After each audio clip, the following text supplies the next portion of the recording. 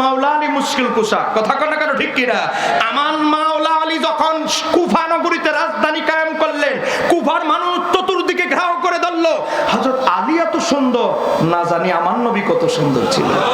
হাজার হাজার ব্যক্তি এসে, শামাইলি তিরমিজি হাদিস নাম্বার 5, হাজার হাজার কুফার মানুষ বলে, হে আমিরুল মুমিনিন, মুমিনদের আমির, আপনি যদি এত সুন্দর হন, আপনি যদি একটু বলতেন আমার নবী দেখতে কেমন ছিল। আল্লাহ হযরত আমিরুল মুমিনিন বলে, আমি আলীর জবানে এত বড় ইলমের ভান্ডার হওয়ার পরে, মাওলা আলী বলে, আমি আলীর জমানে আমার নবীর সৌন্দর্য, আমার নবীর শ্রেষ্ঠত্ব বর্ণনা করে আমি শেষ করতে পারবো না, সে যোগ্যতা আমার নাই। এক লাইনে আমি তোমাদেরকে আলী বলে দিচ্ছি, লাম আরা ক্বাবলাহু ওয়ালা বাদাহু মিসলাহু সাল্লাল্লাহু আলাইহি ওয়াসাল্লাম।